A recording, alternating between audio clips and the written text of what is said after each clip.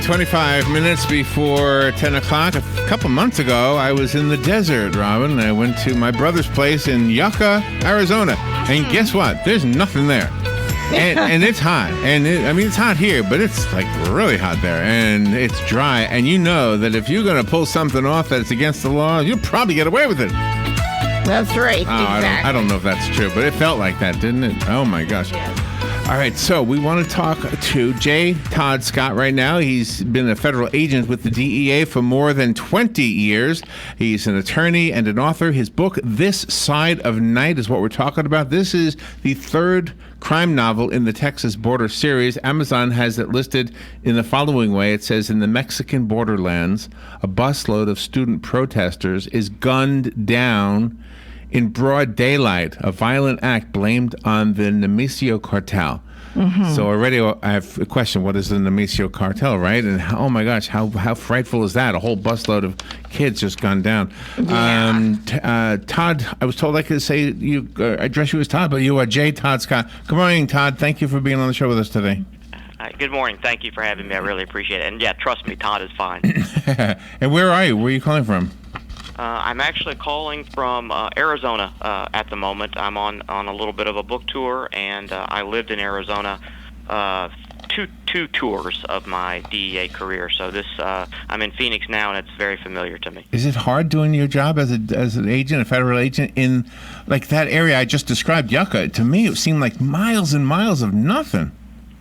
I've been an agent for 25 years now. I've moved 9 times, and about half of my career has been on the border.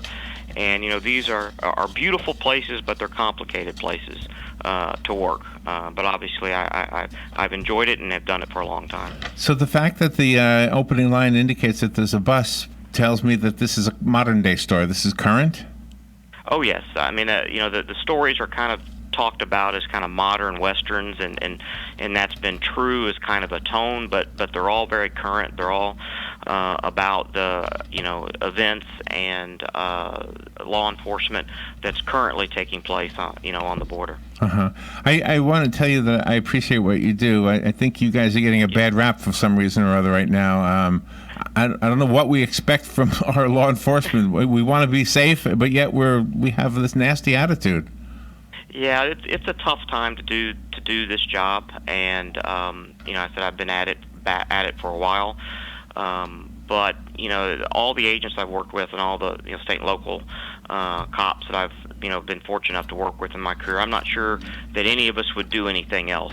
We keep getting up every morning choosing to do this, and I think that's great. So does writing the book is there part of that stemming from your desire to help the rest of us understand what you go through?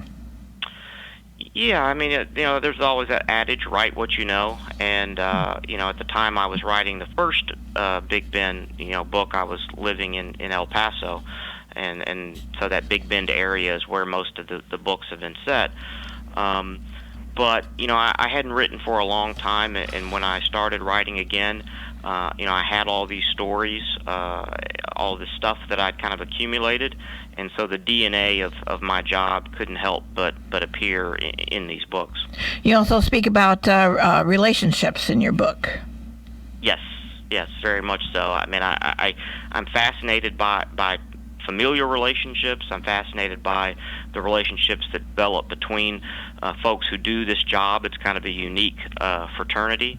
And, I think people are really a function of their choices, and, my characters, both the good and the bad, often don't make very good choices, and I think that makes for good writing.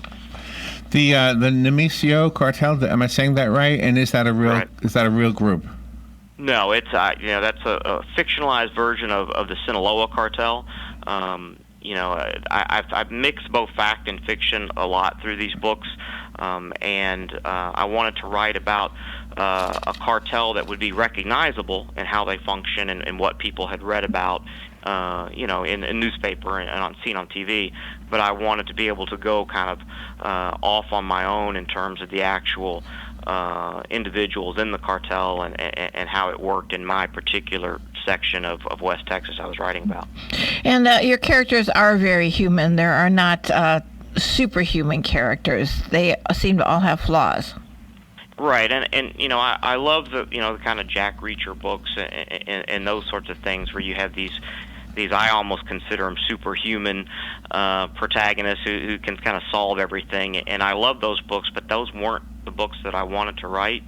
And I kind of wanted to focus on people who, particularly for Chris Cherry, who's kind of a main protagonist through all three of the books, it was really not very good at his job, and we kind of see him get better as time goes on, and he makes mistakes, and life is messy.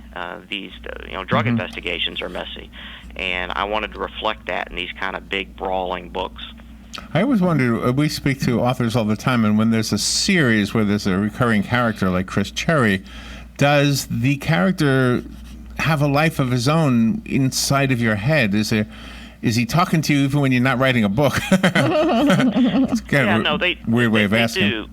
Yeah, they do, because you get I guess it's maybe cliched or corny to say, but you get to know these characters, and the more you write about them, you kind of envision how their lives would go, and they get some editorial influence. On the page, there's a character in This Side of Night who appears very early on, who was supposed to play a very small role. His name is Eddie Rabbit, and yet, I kept coming back to him again and again and again, found him interesting to write about, and he ended up playing a hugely significant role that I would not have anticipated, from the very first line that he appeared. That is interesting. And your book is based on an historical event. The Disappearance, the shooting of kind of the 43 rural students in Mexico, that happened in September of 2014. It's very well documented. It's been suggested that the Mexican Federal Police were involved, or the government was involved, or competing cartels.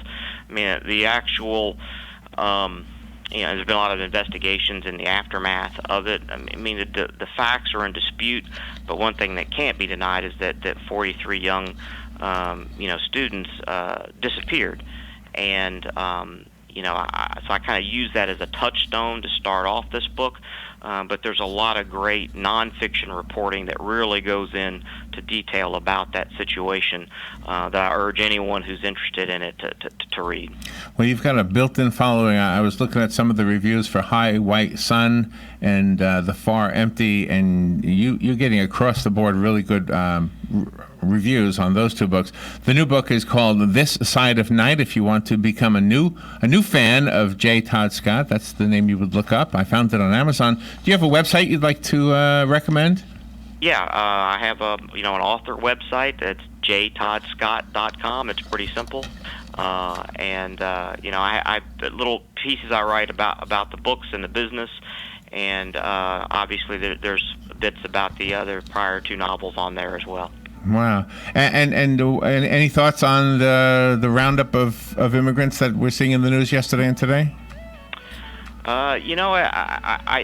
It's a complicated situation down there, and I would hesitate to weigh in on something political like that, given after I pretend to be an author, I have to go back and be an agent. Yeah, right. But it's tough for everyone. There's no easy Sure, answers. Yeah. Nobody wants to see anybody mistreated, but at the same time, you guys have a job. I mean, you didn't write the laws; you're just enforcing them, right? Right, and my focus has been drug investigations on the border, and that's a little distinct from the immigration policies themselves. Yeah. Todd, thank you. That was a really good interview. Thank you for being on the show with us today.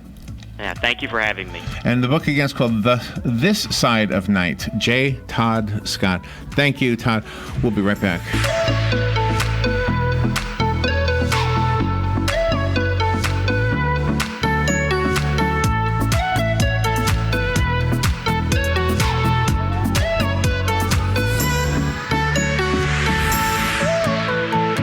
Honey Baked Ham at 2709 Southwest 27th Avenue has new management. For our listeners, they're offering a 10% discount. Just mention this ad. Hey folks, these warm and damp summer days are a great time to plant trees, and that means it's time to visit Bob Wine's Camellia Gardens during their half-price tree sale.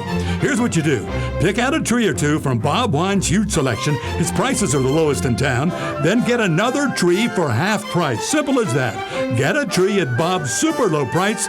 Get another one just like it at half price. Other specials from this week's ad. There's a BOGO on crepe myrtles. Buy one, get one free with prices starting at